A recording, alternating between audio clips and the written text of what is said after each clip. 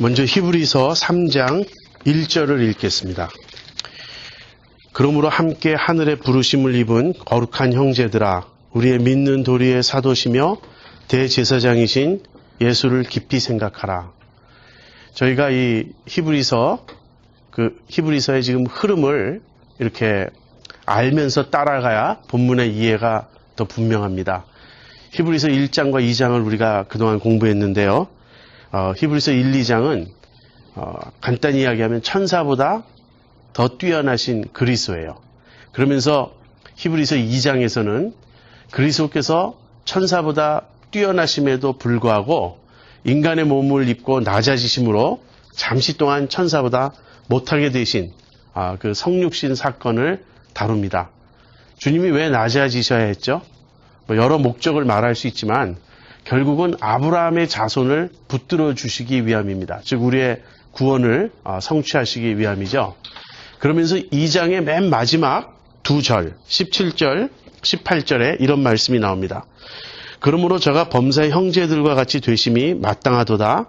이는 하나님의 일에 자비하고 충성된 대제사장이 되어 백성의 죄를 구속하려 하심이라.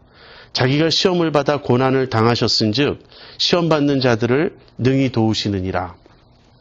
예수님이 하나님 앞에 자비하고 충성된 대제사장이 되어서 연약한 우리들을 도우신다는 그 말씀으로 히브리서 2장이 끝났습니다. 여러분, 예수님의 대제사장 되심을 여러분 깊이 묵상하십니까? 여러분, 우리가 십자가를 늘 바라보죠. 근데 십자가를 바라볼 때 우리의 죄를 위하여 돌아가신 주님, 우리의 구속을 십자가에서 성취하신, 다시 말하면 우리가 받을 죄의 형벌을 대신 받으시고 우리를 의롭게 할 수 있는 그런 근거를 마련하신 주님만을 우리가 바라보는 경향이 있습니다. 그러나 예수님의 대제사장 되심은 십자가를 통한 구속만이 아니고요. 그 이후로도 계속 우리를 위해서 중보하시고 기도하시고 성령으로 우리를 도우시는 지속적인 도움을 주시는 역할로도 나타납니다. 그래서 대제사장 되신 주님을 우리가 자꾸 생각해야 돼요. 자꾸 생각하고 바라보고 의지해야 됩니다. 지금 그 이야기가 3장 1절이에요. 그러므로 함께 하늘의 부르심을 입은 거룩한 형제들아, 우리의 믿는 도리의 사도시며 대제사장이신 예수를 깊이 생각하라. 제가 히브리서의 가장 중요한 두 주제 구절을 뽑았을 때 3장 1절과 12장 2절을 뽑았습니다. 서론 때 우리가 공부했던 구절인데요. 여기서는 예수를 깊이 생각하라 그렇게 말하고요. 히브리서 12장 2절에서는 예수를 바라보라 그렇게 말하고 있습니다. 그런데 여기서 우리가 생각해야 될 예수님은 믿는 도리에, 즉 우리가 그렇게 믿고 고백하는 사도시며 대제사장이세요. 다시 말하면 우리의 믿음의 대상이 되신 그리스도입니다. 그리고 히브리서 12장 2절에서는요. 믿음의 주요 온전케 하시는 이인 예수를 바라보자. 거기서는 우리의 믿음의 길을 앞서 걸어가신 개척자요 본이 되신 주님을 바라보라고 그렇게 권면하고 있습니다. 그래서 히브리서의 그 메시지를 그냥 간단히 요약하면 예수님은 우리의 믿음의 대상이 되시고 우리의 믿음의 모본이 되신다는 거예요. 그 예수님을 바라보는 것, 그것이 히브리서의 권면입니다. 자, 이 1절의 권면 아주 중요하기 때문에 조금 자세히 살펴보겠습니다. 먼저 이 권면의 대상은 누구인가? 물론 히브리서의 독자들이죠. 근데 저자가 히브리서의 독자들을 어떻게 부르고 있느냐 하는 거예요. 첫 번째로는요.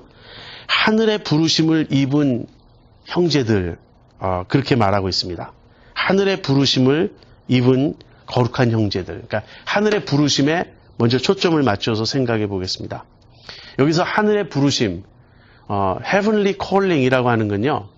이 부르심이 하늘로부터 주어진 것이며 또 동시에 하늘을 향해서 오라고 부르시는 부르심이에요. 여기서 하늘은 물론 하나님이십니다. 그러니까 하나님의 부르심을 입은 자들이에요. 히브리서의 독자들은. 다시 말하면 우리들도 마찬가지고 그리스도인들은 누군가?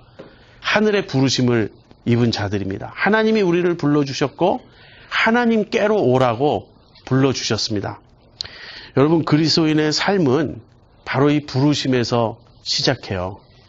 우리 중 어느 누구도 하나님의 부르심 없이 스스로 하나님께 나아올 수 없습니다. 하나님께서 우리를 부르셨기 때문에 우리가 하나님께 나아오게 된 거예요.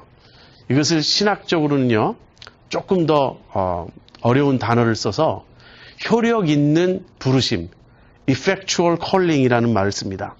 다시 말하면 하나님이 우리를 부르실 때 우리가 그 부르심을 듣고 응할 수도 있고 응하지 않을 수도 있는 그런 의미에서의 부르심이 아니에요. 그런 의미에서의 부르심이라는 것은 단순히 그냥 들리는 소리일 겁니다. 거기에 내가 응할 것인지 응하지 않을 것인지는 내가 판단하고 내가 결정할 문제일 거예요. 그것이 아니고 부르셨다는 말은 하나님께서 끌어오셨다는 거예요. 그래서 여기서 부르심은 효력 있는 effectual calling이 되는 겁니다. 우리가 하나님의 부르심을 입었다는 말은요, 하나님께서 우리의 마음을 움직여서 우리로 하여금 믿게 하셨고 하나님 앞으로 오게 하신 거예요. 여러분, 그렇게 생각 드시지 않습니까? 저는 내가 왜 예수님을 믿었나 이렇게 생각해 보면 달리 설명할 길이 없어요. 제 본래의 성향으로 본다면 저는 참 끝까지 안 믿고 고집 피울 그런 사람일 것 같아요. 또 어떻게 나 같은 사람 믿게 되었나? 이건 하나님께서 내 마음을 움직여 주셨고 끌어가셨기 때문에 믿게 된 것이 분명합니다. 여러분, 그렇다면 그렇게 부르심을 받고 이제 그리스도인이 되어서 이 그리스도인의 삶을 우리가 살고 있는데 그 부르심을 조차 사십니까?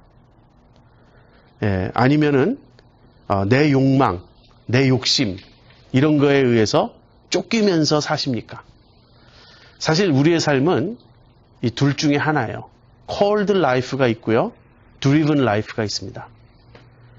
하나님이 나를 부르신 부르심을 쫓아가는 삶은 쫓기는 삶이 아니에요. 그 부르심을 쫓아갈 때는 마음의 평화가 있고 마음의 기쁨이 있습니다. 쉼이 있습니다. 외적으로 아무리 어려워도요, 하나님이 부르시고 하나님이 이끄시는 그 인도하심을 쫓아 살아가는 삶에는 행복이 있습니다.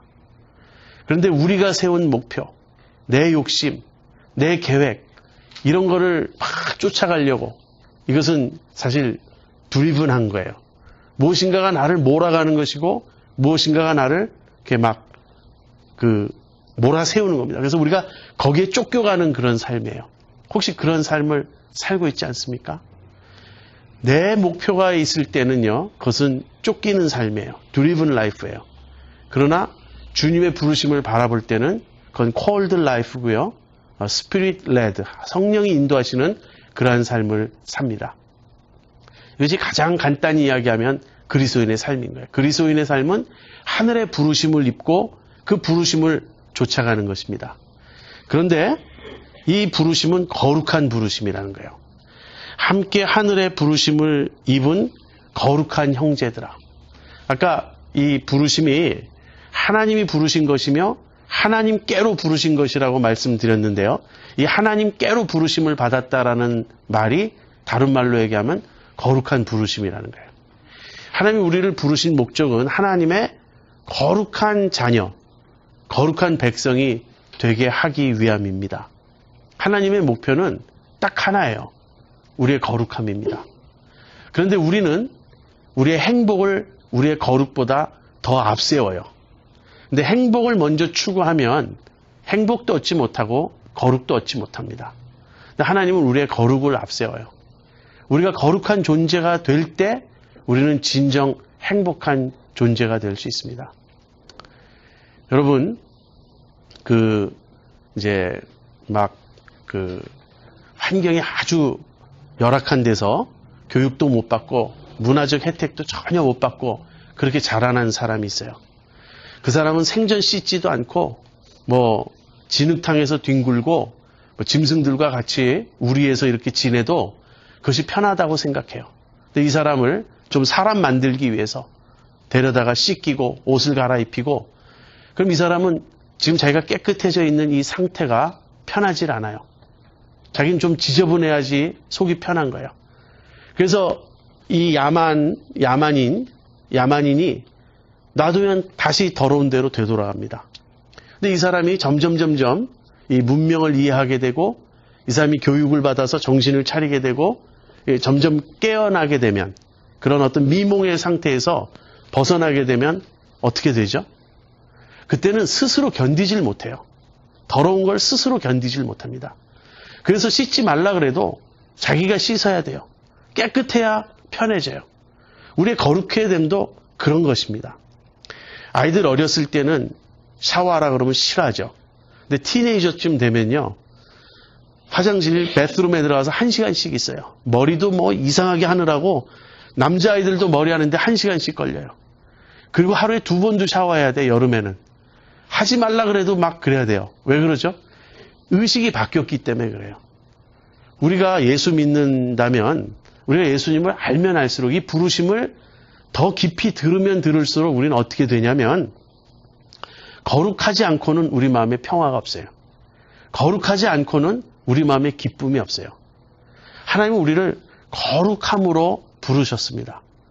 그래서 우리 삶에 일어나는 모든 것은 바로 그 한 목적을 위해서 하나님께서 조절하시는 거예요. 제가 에베소서 강의할 때도 이 말씀을 이미 드렸습니다. 하나님께서 우리에게 하늘에 속한 모든 신령한 복을 주셨어요. 다 주셨어요. 여기서 복은 신령한 복입니다. 이것은 그 앞에 우리가 거룩하고 흠이 없게 되게 하시는 바로 성화의 복이에요. 그래서 우리가 거룩해 하시기 위해서 우리의 삶을 조절한다는 사실을 늘 기억해야 돼요.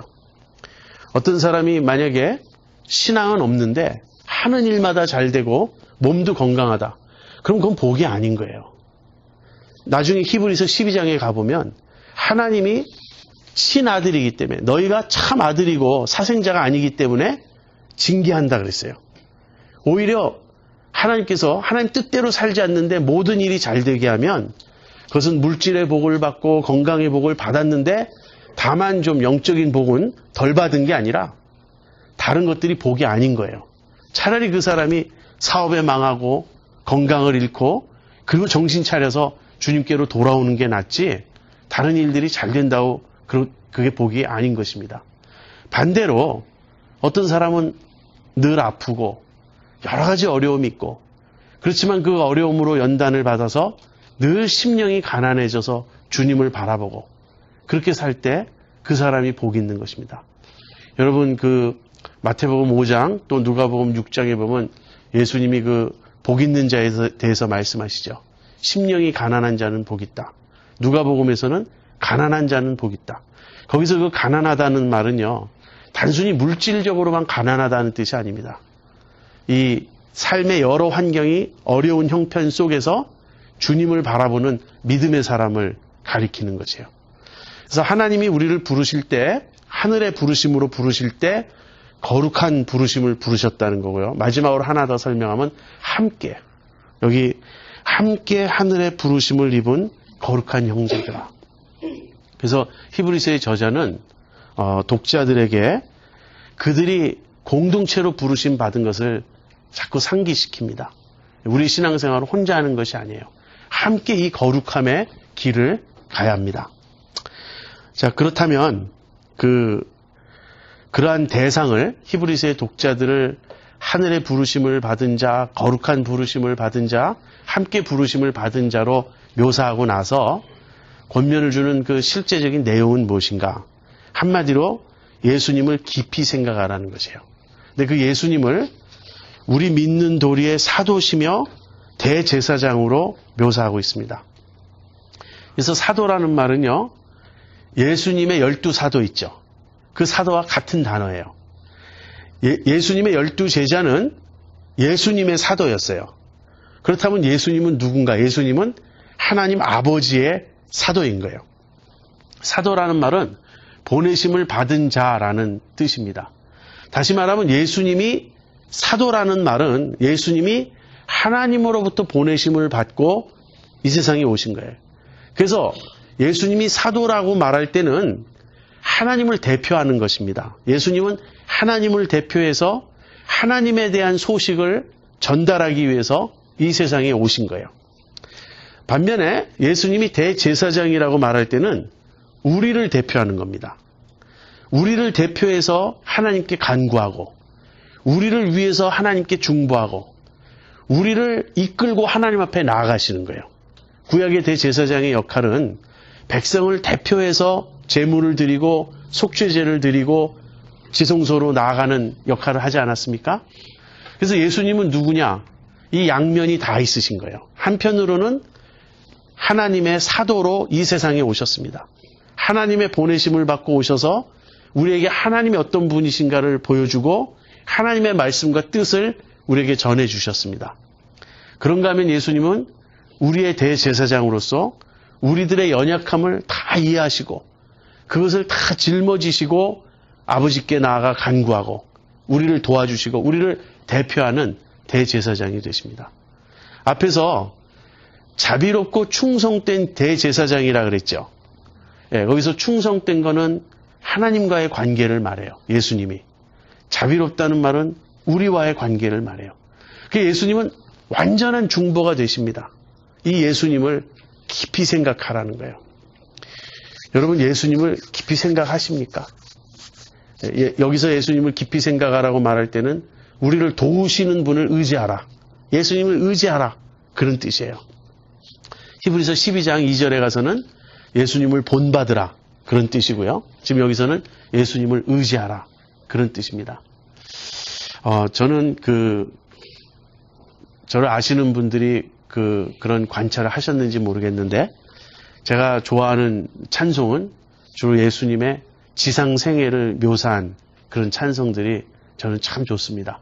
그래서 저는 우리 교회에서도 신앙생활을 표현하는 단어를 제자의 길, 또 그리스도인들을 제자 이렇게 표현하기를 참 즐겨합니다.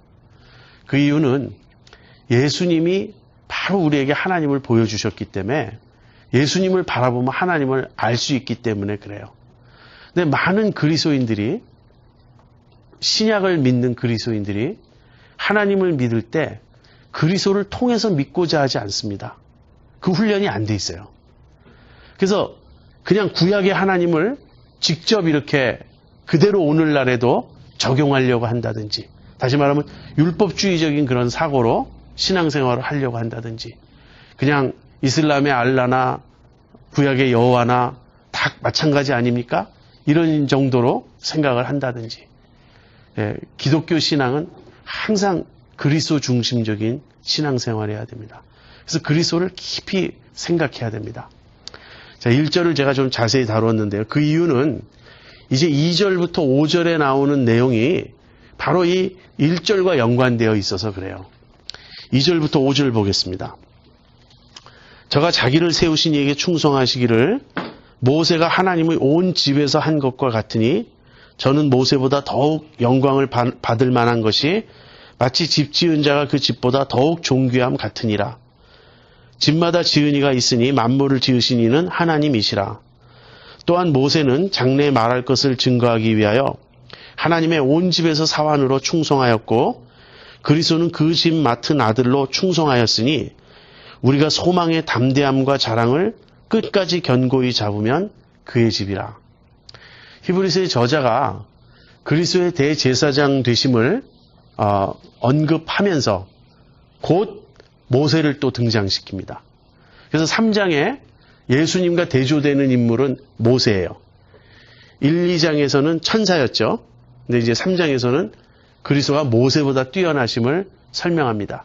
왜 갑자기 모세가 등장할까요?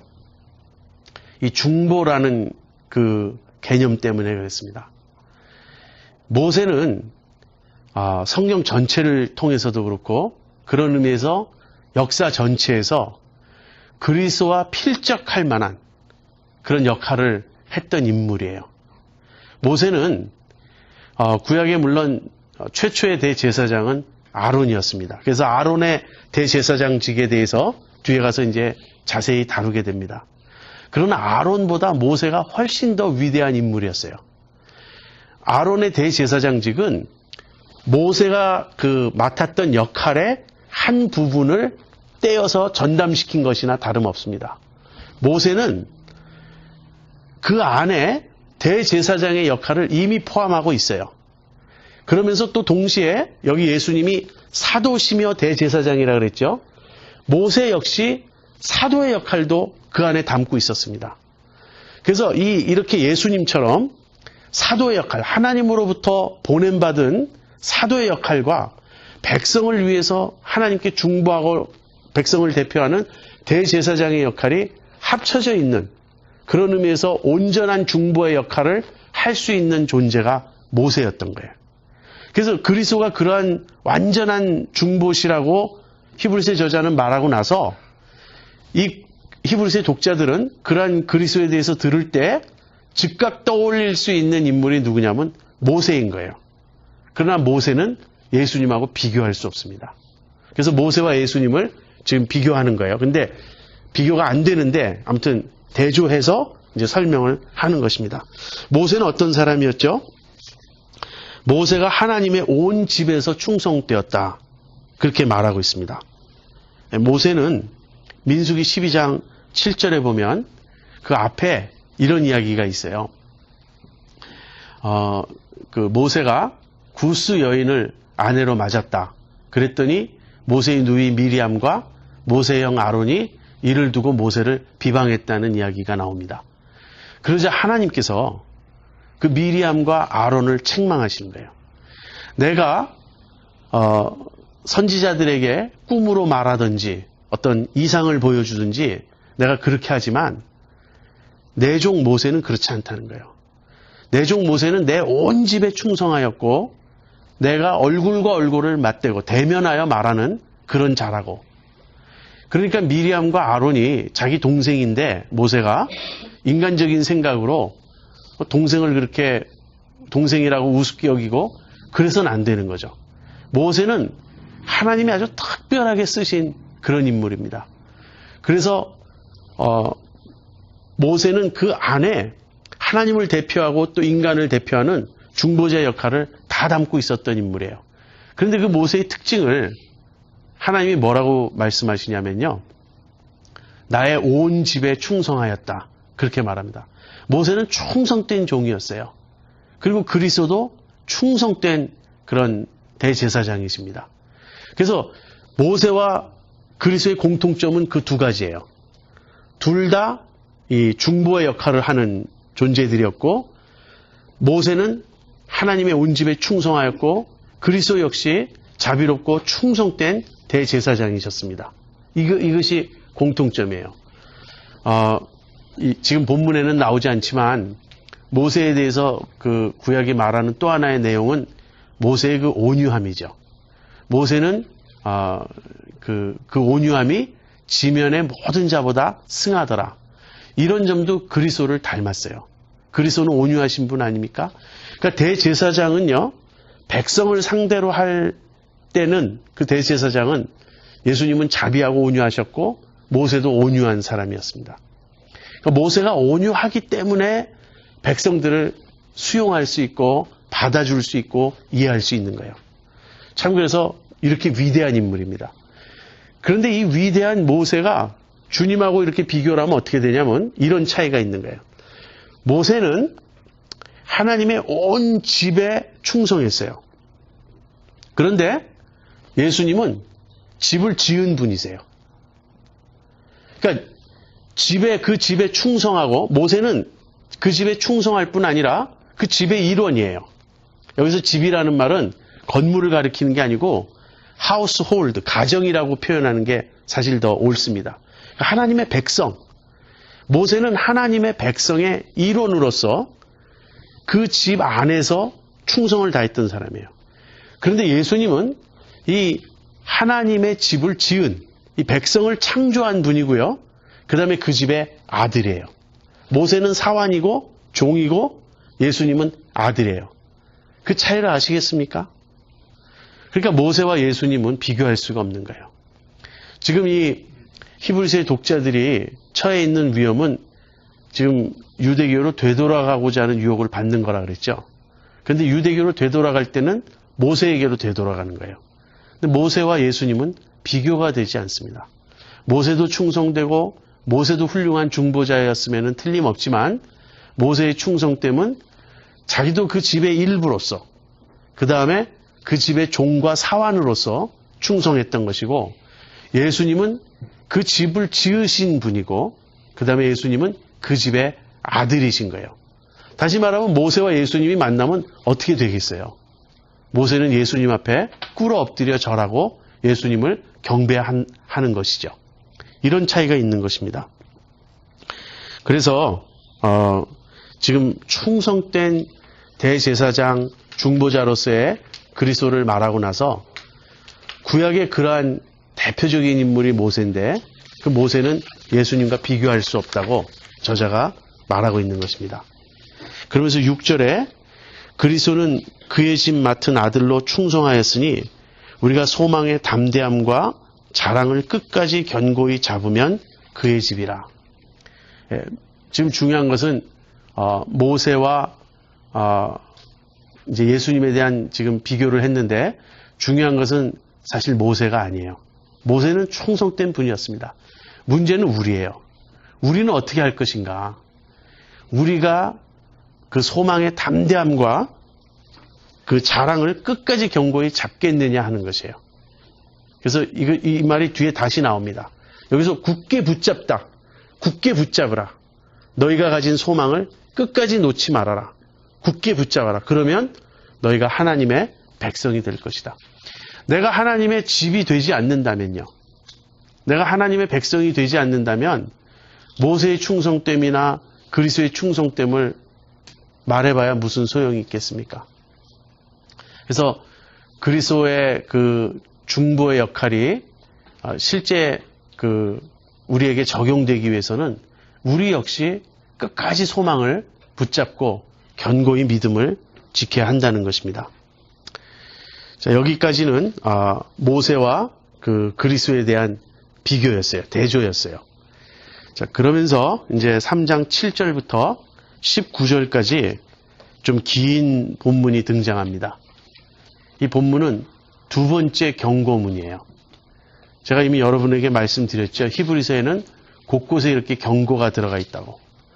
히브리서의 저자가 강해를 쭉 해나갑니다. 강해를 쭉 해나가다가 곳곳에 그 강해를 적용하는 내용을 담고 있어요. 그래서 설명을 해놓고 그 설명이 이제 독자들에게 실제 어떻게 적용되어야 되는지를 말해요. 그것이 경고문입니다. 그 경고문은 굉장히 준엄해요. 그러면서 그들의 신앙을 일깨우고 그들이 지금 들은 바를 어떻게 받아들여야 할지를 이제 자세하게 말합니다. 그런데 이 3장 7절에서 19절은 강해 설교의 아주 전형이에요. 사실 여러분이 히브리서를 깊이 묵상을 해보면 히브리서는 전부 구약을 강해하는 것입니다. 앞에 천사보다 우월하신 그리스도를 말씀할 때도 계속 시편의 여러 구절을 인용하면서 그걸 설명했죠. 지금 왜 예수님이 천사보다 잠깐 낮아지셨는가? 그것은 시편 8편을 인용해서 또 설명을 했죠. 이제 3장에 들어와서는 이제 시편 95편 7절부터 11절을 인용해서 이제 그 강해 설교를 하고 있습니다. 그래서 저자는요, 구약의 본문을 먼저 쭉 읽어요. 구약의 본문을 말합니다. 그것이 오늘 설교의 이제 본문이 되는 거예요. 그리고 그 본문과 그 본문의 상황과 독자들의 상황을 연결시켜요. 그 다음에는 본문에서 얻은 교훈을 독자들에게 그대로 적용하고 있습니다. 자, 좀 길지만 한번 7절부터 좀 읽어볼게요. 먼저 7절부터 11절까지 읽겠습니다. 그러므로 성령이 이르신 바와 같이 오늘날 너희가 그의 음성을 듣거든 노하심을 격동하여 광야에서 시험하던 때와 같이 너희 마음을 강팍해 하지 말라. 거기서 너희 열조가 나를 시험하여 증언하고 40년 동안의 나의 행사를 보았느니라. 그러므로 내가 이 세대를 노하여 가로되 저희가 항상 마음이 미혹되어 내 길을 알지 못하는도다 하였고 내가 노하여 맹세한 바와 같이 저희는 내 안식에 들어오지 못하리라 하셨다 하였으니. 거기까지가 이제 시편 95편 7절부터 11절을 인용한 것입니다. 왜 모세 이야기를 하다가 갑자기 시편 95편 7절에서 11절을 저자가 끌어왔을까요? 이 시편 95편의 이 내용은 지금 광야 세대에 대한 이야기죠. 자, 모세는 굉장히 충성된 종이었어요. 그러나 모세를 따라갔던 광야 세대는 충성됐습니까? 그렇지 않았습니까? 충성되지 않았어요. 지금 여기 읽는 바대로. 그래서 계속해서 불평하고 믿지 않고 마음을 강팍해 해서 어떻게 되었습니까? 결국 가나안에 못 들어갔죠. 위에서 지금 말한 건 뭐죠? 너희가 소망의 담대함과 자랑을 끝까지 견고히 잡으면 하나님의 집이 될 것이다 그랬죠. 아무리 충성된 대제사장이신 그리스도가 계신다 해도 우리가 충성되고 우리가 끝까지 우리의 믿음을 지키지 않으면 우리 역시 마찬가지 운명이라는 거예요. 그래서 그것을 모세와 광야 세대의 예를 들어서 설명하는 것입니다. 모세는 충성된 종이었어요. 그렇지만 이스라엘 백성들은 광야에서 하나님을 불신하고 불평하고 원망하고 그 마음이 강팍해 되어서 믿지 않다가 결국 하나님의 안식에 들어가지 못하죠. 가나안에 들어가지 못하죠. 지금 바로 그 이야기를 하고 있는 것입니다. 여러분 한번 그 광야 세대를 한번 생각해 보세요. 광야 세대는 어떤 세대였나? 우리가 얼핏 생각해 보면 저는 이 광야 세대에 내가 속했으면 얼마나 참 신날까 하는 생각을 합니다. 그렇지 않습니까? 애굽에서 모세가 행한 그 모든 기적들, 그리고 막 시내산 밑에 홍해가 갈라지죠. 그죠? 홍해가 갈라지죠. 누가 바다를 땅처럼 건너간 사람이 누가 있습니까? 거기다가 시내산에 도착해서 막 그 불붙는 화염이 충만한 그 신령한 산 밑에서 하나님의 음성을 듣고요. 그 다음에 막 이 율법을 받고, 그 다음에 만나를, 하늘에서 만나가 내려서 그 만나를 먹고, 이런 경험을 한다는 것이 얼마나 놀라운 일이라고 생각하세요? 저희 할머니는 옛날에 그런 말씀하셨어요. 만나가 세상에서 제일 맛있을 거라고. 근데 그렇지는 않습니다. 왜냐하면 똑같은 걸 늘 먹으니까 이스라엘 백성이 지겹다고 그랬어요. 그러나 어쨌든 만나 한번 여러분 먹어보고 싶지 않습니까? 그런데 광야 세대의 그 백성들에게 물어보면 우리가 생각하는 그 낭만과는 거리가 멉니다. 아무리 하나님의 기적을 체험하고요, 아무리 놀라운 걸 다 보아도 그것은 어쩌다 가끔 있는 일이에요. 그죠? 매일의 일상은요, 물도 없고 먹을 거는 진짜 하늘에서 내리는 이 만나밖에 없고, 그 다음에는 여러분 광야에서 생활하는 게 얼마나 불편해요. 뭐 캠핑 좋아한다는 그런 분들이 있는데 며칠씩이죠. 샤워 안 하고 며칠 가는 거 뭐 견딜 수 있겠지만 여기서 40년을 지낸다고 생각해 보세요. 얼마나 모든 것이 불편하겠습니까? 그러니까 이들이 원망을 하는 거예요. 우리가 그 민수기나 이런 데를 읽어보면 우리가 애굽에 있을 때에는 뭐 양파도 먹고 뭐 마늘도 먹고 부추도 먹고 좋은 거 많이 먹었는데 이 광야에서는 이게 만나밖에 없다고 이렇게 불평을 해요. 그러면서 애굽에 살던 때를 그리워하는 겁니다. 우리가 그 사람들 그렇게 무시해서는 안 돼요. 우리도 충분히 그럴 겁니다. 지금 이 젖과 꿀이 흐르는 땅으로 우리를 들어가게 해주겠다 그래서 따라 나왔는데요. 그것은 이미 물 건너갔어요. 예, 그 가데스 바네아에서 12정탐꾼이 갔다 왔을 때 갔다 온 보고가 뭐죠? 갈렙과 여호수아 두 사람만 저들은 우리의 밥이다. 가서 취하자 그랬지. 나머지 10정탐꾼은 뭐라 그랬습니까? 그 사람들 다 거인이라고. 예, 최홍만 아십니까 여러분? 한국의 씨름 선수였다가 격투기 선수로 전환한 최홍만처럼 큽니다. 그 앞에 우리는 메뚜기 같습니다. 우리가 올라가서 싸우면요, 우리는 질 수밖에 없습니다. 그러니까 온 백성이 공포에 질려가지고 못 간다고 막 그래가지고 하나님의 책망을 받고 이 모든 세대, 20살 이상의 이 모든 세대는 광야에서 다 죽어야 된다. 그렇게 되지 않았습니까? 생각해 보세요. 젖과 꿀이 흐르는 땅은 이미 자기 세대에는 들어가기가 글렀고 그냥 맨날 그냥 그 먼지 풀풀 나는 광야에서, 그래서 이 사람들이 원망하고 불평하고 짜증내고 하나님 시험하고 막 그랬던 것이 충분히 이해가 간다고요. 그렇지 않습니까? 여기서 우리가 배워야 될 그 교훈은 이것이에요. 이 광야 세대의 눈에는 자신들이 하나님의 거룩한 백성이 된다는 비전이 전혀 없었습니다.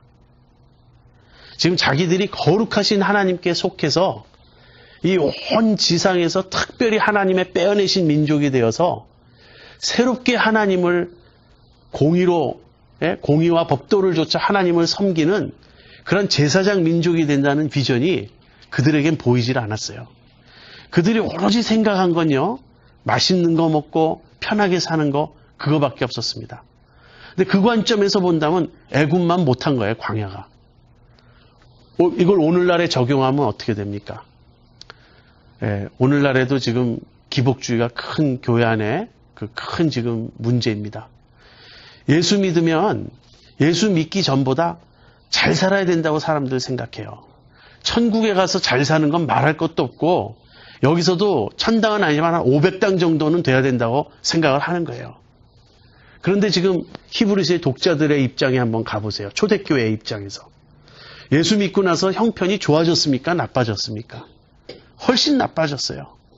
지금 나중에 10장에 가서 너희의 가옥도 빼앗기고 막 너희 집이 불타고 너희가 핍박을 받고 뭐 감옥에도 끌려가고 구타도 당하고 생명도 위협을 느끼고 그런 일을 당한 거예요. 자, 그러면 예수 믿고 구원 얻는다 그랬는데 예수 믿고 나서 이 지상에서 지내는 동안 고난도 있고 핍박도 있고 이렇게 어려움이 있다면 차라리 예수 안 믿는 게 낫지 않느냐, 그런 생각 할 만하지 않느냐는 거예요. 우리도 사실 마찬가지입니다.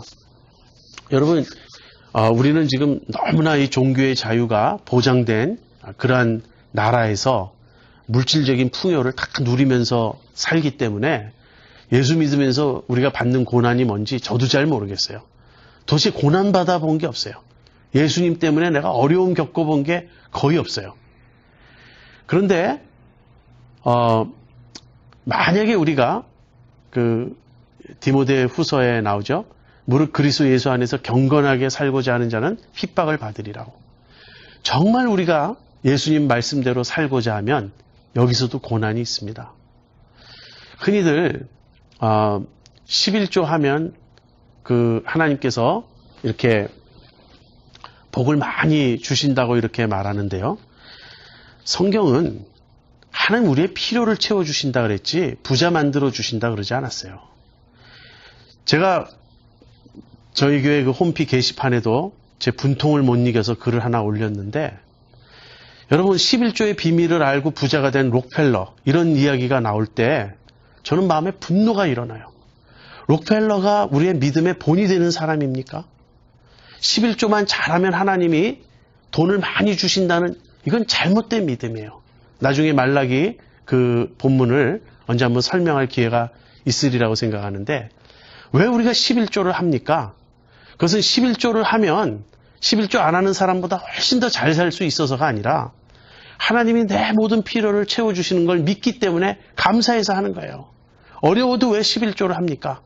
11조를 할 때, 비록 어려워도 11조를 할 때 하나님이 나의 생활을 책임져 주는 걸 믿기 때문에 하는 거예요. 11조를 하면 남보다 더 잘 사는 게 아니라고요.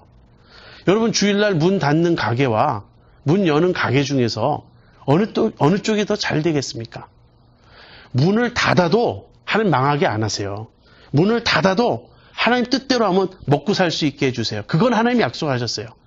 그러나 문을 안 닫는 사람보다 문을 닫는 사람이 더 잘 된다, 이런 건 아니란 말이에요. 세금을 적당히 속이는 사람과 내가 고지고대로 다 내겠다는 사람과 누가 더 이 세상에서 유리합니까? 한마디로 이야기하면 우리가 하나님 뜻대로 고지고대로 살 때 사실 많은 걸 감수해야 되는 거예요. 손해도 감수해야 되고 어려움도 감수해야 되고, 그럼에도 불구하고 우리가 하는 겁니다. 그래도 우리가 망하지 않는다는 거예요. 그래도 우리가 하나님의 공급과 인도로 우리가 얼마든지 이길 수 있다는 것입니다. 그것이 예수 믿는 사람이 예수 안 믿는 사람보다 훨씬 더 잘 살 수 있고 세상에서 성공할 수 있고, 그렇다면 한번 우리 주변을 보세요. 재벌 중에 크리스찬이 많습니까? 난 크리스찬이 많습니까? 분명하지 않아요? 우리가 지금 가지고 있는 사고방식은 이런 겁니다. 예수 믿으면 천국에 가는 건 물론이고 이 세상에서도 복받아서 다 잘 살 수 있다. 이런 사고방식이에요. 근데 제가 아까 여러분에게 먼저 말씀드린 것처럼 이 세상에서의 삶의 목표는 거룩함이라는 거예요. 하나님이 우리를 거룩한 존재로 빚어가시기 위해서 고난도 주시고 핍박도 주시고 그렇습니다. 우리 지금 광야를 지나가는 거지 지금 가나안에 도착한 사람들이 아닌 거예요. 하나님이 이스라엘 백성에게 광야에서조차 가나안보다 더 잘 살게 하시려면 하실 수 있어요. 그렇지 않습니까? 메추라기도 때로 몰아오실 수 있는 하나님께서. 그런데 광야에서 이스라엘 백성은 애굽보다 못한 삶을 살았고 가나안에 들어가서 정착했을 때 누릴 풍요를 누리지 못했어요. 광야는 왜 그런지 아세요? 광야는 훈련 장소이기 때문에 그렇습니다. 지금 그거를 깨달으면 이스라엘 백성이 하나님이 우리를 불러서 가나안 땅에 들어가게 하시겠다고 하셨는데 가나안 땅에 들어가기에 앞서 가나안 땅에 들어간다는 것은 이제 하나님의 백성으로 하나님이 주신 땅에 거주하는 거예요. 하나님 나라를 이루는 거예요. 근데 그 가나안 땅에 들어가기에 앞서 우리들이 하나님의 백성답게 되도록 훈련받아야 된다는 그 사실을 이스라엘 백성은 몰랐던 거거든요. 우리도 지금 마찬가지예요. 예수 믿고 나서 우리가 경건하게 살고자 하면 이 세상에서 어려움을 겪을 수밖에 없습니다. 이 세상이 하나님을 떠나 멀리 가고 세속화되면 될수록 우리는 이 세상에서 고난을 받을 수밖에 없어요. 여러분, 저는 미국 직장에 다녀보질 않아서 그 미국 사회의 분위기를 들은 얘기로밖에는 말할 수 없지만 미국 사회 사람들이 이렇게 이야기할 때 뭐 한국도 마찬가지일 거예요. 동성애에 대해서 여러분이 반대하는 입장을 한번 취해 보십시오. 그러면 당장 여러분은 아주 독선적인 사람, 아주 맹목적인 사람, 아무튼 이 사회에서 견딜 수 없는 그런 어떤 무지몽매한 사람으로 낙인 찍힙니다. 그러나 우린 하나님이 동성애는 잘못됐다고 하셨기 때문에 난 동성애는 잘못이다. 이 입장을 말하는 게 쉬운 게 아니에요. 다 진화론을 믿고 있는데 진화론은 틀렸다라고 말하는 거 이 대학교 교수로서 쉬운 일이 아닙니다. 제가 대학 다닐 때 생물학 교수 한 분이 그런 얘기를 하셨어요.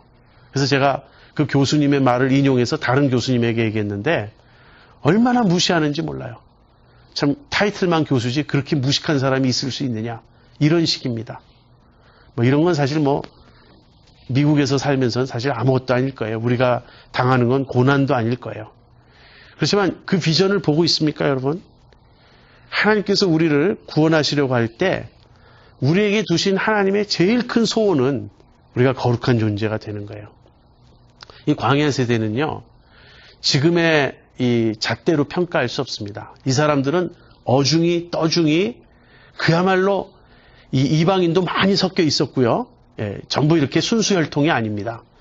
이들이 성막을 세우고 뭐 거기서 하나님 백성으로 막 그런다는 중에도 다들 우상을 가지고 있었고요. 자기 텐트마다 우상들이 다 있었고요. 얼마나 엉망진창이었는지 몰라요. 그래서 이런 사람들을 데리고 모세가 그럴 거야. 아마 시내산 내려와서 금송아지 만들고 이런 거 보고 이런 사람들 데리고 하나님 백성을 만들 수 있겠습니까? 불가능합니다. 애초에 싹수가 놀았습니다. 하나님 포기하시죠. 안 하는 편이 낫겠습니다. 그럴 거예요. 그런 사람들이었어요. 그런 사람들을 하나님이 법도를 가르치고 율법을 주고 하나님 경외하는 법을 가르치고 하나하나 다듬어서 하나님 백성을 만들어 가려고 했던 것입니다. 이스라엘 전 역사를 통해서 제일 믿음이 좋았던 세대가 언제인지 아세요? 광야 세대 다음이에요. 가나안 정복 시대에 이스라엘이 가장 믿음이 좋았습니다. 여호수아 살아있을 때. 이들은 자라나는 동안에는 광야에서 훈련받았고요. 광야에서 훈련받은 그 믿음을 가지고 가나안에 들어가서 믿음으로 전쟁했던 그런 세대예요. 그들이 제일 믿음이 좋았습니다. 그 전과 그 이후로 보면은 유대인들은 이스라엘 백성은 하나님 백성답지 않았어요. 자, 그래서 이제 이 히브리서의 독자들을 지금 광야 세대에 비유하고 있는 거예요. 모세를 쫓아서 이스라엘 백성이 출애굽에서 광야로 나왔습니다. 광야 생활은 오히려 애굽 생활보다 더 힘들었어요. 그러자 광야 세대의 이스라엘 백성은 불평하고 원망하고 하나님 시험하고 그들의 마음을 강팍해 하고 믿지 않고 그러다가 심판을 받았어요. 지금 예수님 대제사장 되신 더 큰 모세이신 예수님을 믿고 영적으로 출애굽한 여기 히브리서의 독자들이 있어요. 너희들은 마치 지금 광야를 지나가던 광야 세대 이스라엘 그 조상들과 마찬가지 입장이 있다.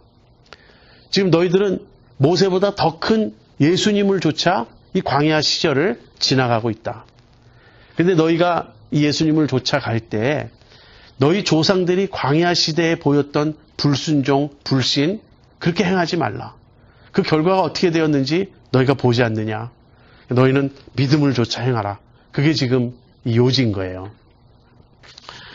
자, 광야 세대의 문제는 마음이 강팍해져서 하나님을 시험했고 마음이 미혹됨으로써 하나님의 길을 알지 못했던 것입니다. 저자는 이 모습을요 한마디로 믿지 아니하는 악심을 품은 것, 악한 마음, 불신의 악한 마음을 광야 세대가 품었다 그렇게 말합니다. 그렇다면은 어떻게 해야 되겠습니까? 그들도 한번 12절부터 보죠. 형제들아 너희가 삼가혹 너희 중에 누가 믿지 아니하는 악심을 품고 살아계신 하나님에게서 떨어질까 염려할 것이요 오직 오늘이라 일컫는 동안에 매일 피차 권면하여 너희 중에 누구든지 죄의 유혹으로 강팍해 됨을 면하라. 예, 그래서 그 믿지 아니하는 악심을 품고 살아계신 하나님으로부터 떨어질까 염려하라. 또 피차 권면하여 누구든지 죄의 유혹으로 강팍해 됨을 면하라. 그렇게 말하고 있습니다. 살아계신 하나님으로부터 떨어진다는 것, 그것 이상 무서운 경고가 어디 있겠습니까? 예, 믿지 않을 때 이들이 살아계신 하나님으로부터 떨어지는 거예요.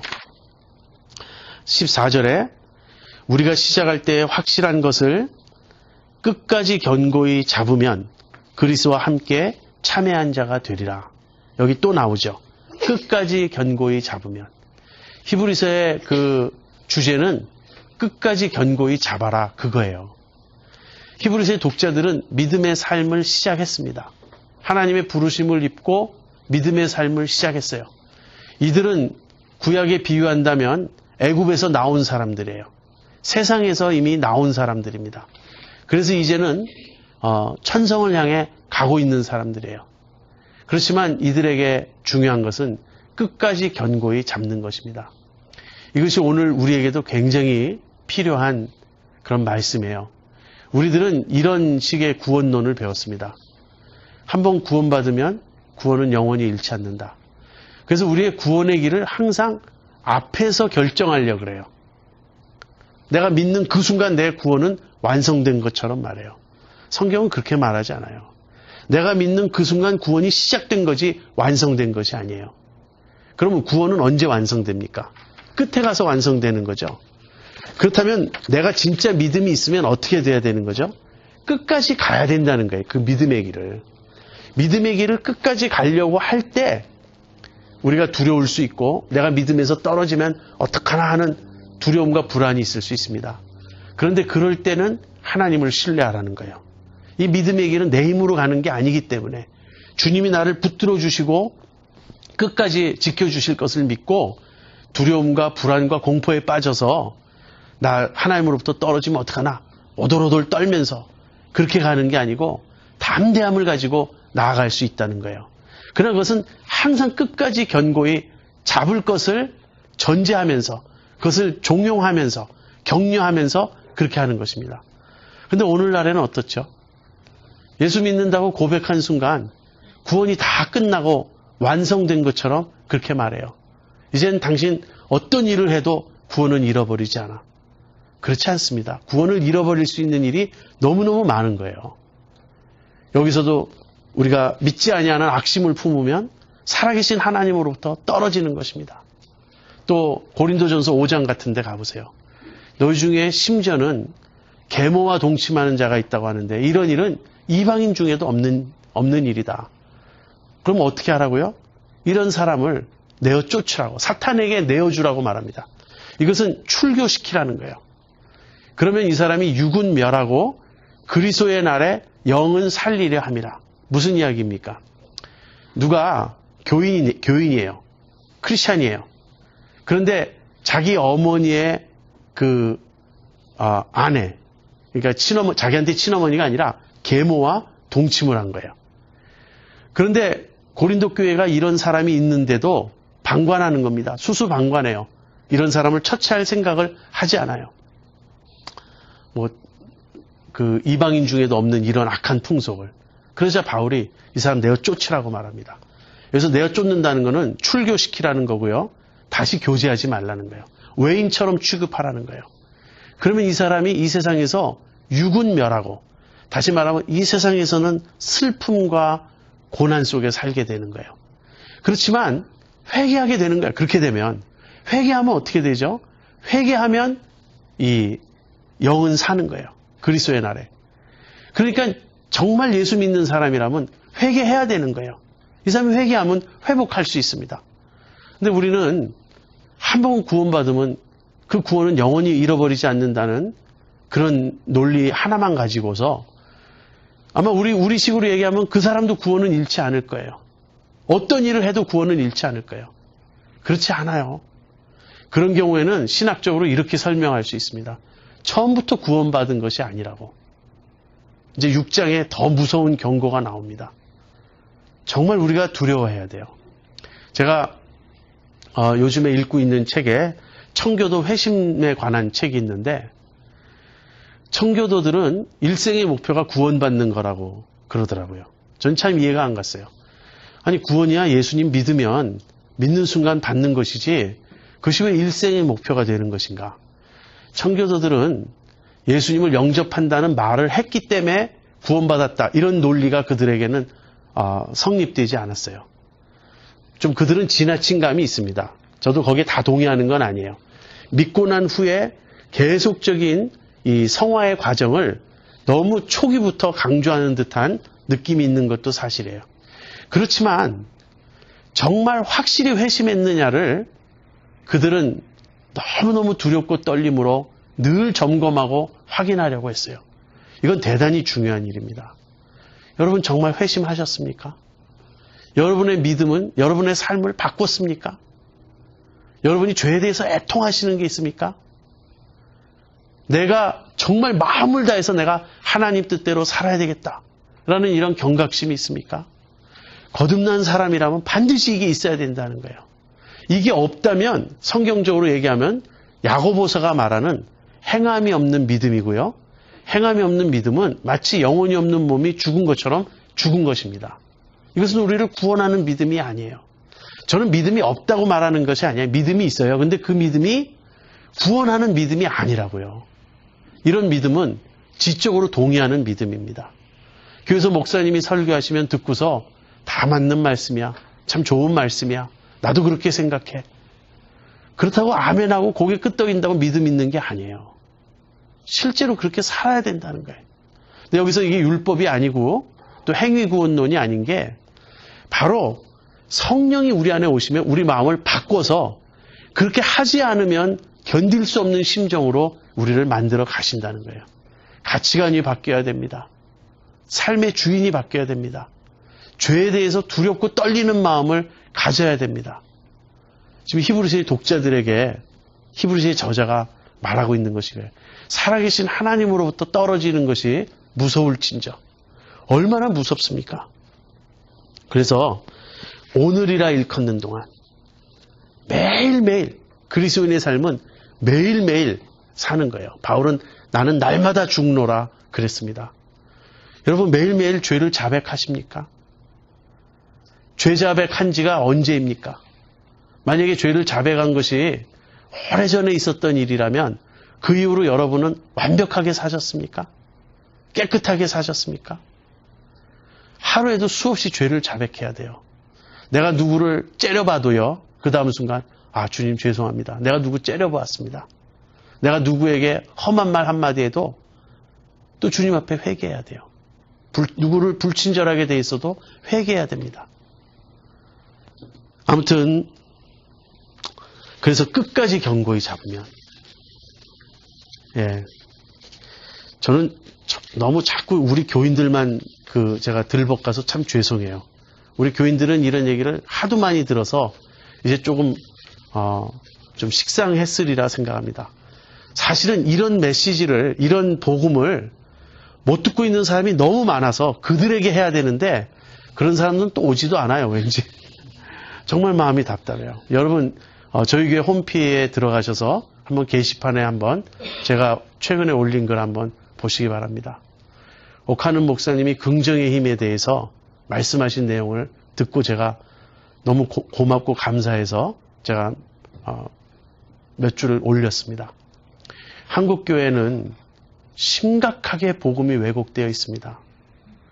여러분 이거 정말 두려운 일이에요. 구원받지 못한 사람이 교회에 너무너무 많아요. 너무너무 많아요. 그냥 입으로 고백했기 때문에 구원받았다고 생각하는 사람이 너무 많아요. 근데 그렇지 않아요.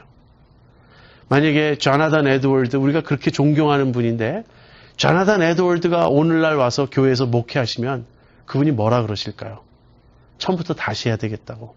다 구원 점검해야 된다고. 우리가 거듭난 것인지 회심한 것인지 근본부터 다시 점검해야 된다고. 타이틀이 중요한 게 아닙니다. 집사, 권사, 장로, 심지어 목사가 돼도 아무 소용이 없어요. 거듭나지 않으면 구원 없는 것입니다. 거듭난 증거는 무엇이죠? 끝까지 견고히 잡으면 마음이 강팍해지지 않고요. 늘 하나님 두려워하면서 정말 매 순간 소망을 가지고 믿음을 가지고 세상의 유혹에 넘어가지 않고 영적으로 깨어서 그렇게 사는 것입니다. 구원이란 픽션이 아니에요. 그냥 실제로는 이루어지지도 않았는데 구원받은 거야. 그게 아닙니다. 구원은 실제 구원의 능력이 나타나는 것입니다. 구원의 능력이 어떻게 나타나죠? 죄와 싸워 이기는 모습으로 나타납니다. 물론 우리가 항상 이기는 건 아니겠죠. 아무튼 그 얘기를 하고 마지막으로 다시 그 본문을 조금 더 설명하면서 시편 95편 7절부터 11절을 저자가 쭉 강의하면서 이렇게 결론을 내립니다. 19절 보세요. 18절부터 보겠습니다. 또 하나님이 누구에게 맹세하사 그의 안식에 들어오지 못하리라 하셨느뇨. 곧 순종치 아니하던 자에게가 아니냐. 이로보건대 저희가 믿지 아니함으로 능히 들어가지 못한 것이라. 순종이 없으면 믿음이 없다. 믿지 아니하면 안식에 들어갈 수 없다. 그렇게 말합니다. 네, 오늘 우리가 히브리서 3장을 공부했습니다. 히브리서 3장의 주제는 예수님은 모세보다 뛰어나시다 하는 거예요. 모세도 예수님도 둘 다 충성된 백성의 중보자들이었습니다. 지도자들이었어요. 그런데 모세를 좇는다고 하던 이스라엘 백성은 광야에서 불순종하고 불신함으로 다 쓸어 넘어졌습니다. 20세 이상의 모든 어른은 갈렙과 여호수아 두 사람을 제외하고 가나안 땅에 들어갈 수 없었어요. 이것이 우리에게 굉장히 중요한 경고가 된다. 히브리서의 저자는 그렇게 말합니다. 히브리서의 독자들에게 너희들은 모세보다 훨씬 더 위대한 그리스도를 좇아 영적으로 출애굽한 자들이다. 그러나 너희들도 광야 세대처럼 믿지 아니하는 악심을 품으면 살아계신 하나님으로부터 떨어질 것이요. 그러므로 피차 권면하여서 오늘이라 일컫는 동안에 더욱 서로 일깨워서 믿음을 굳게 잡으라. 그래야 앞서가신 그리스도를 좇아 우리도 안식에 들어갈 수 있다. 그 얘기를 하는 것입니다. 자, 우리 오늘 주신 말씀을 생각하면서요. 한 1분 정도 같이 기도하겠습니다.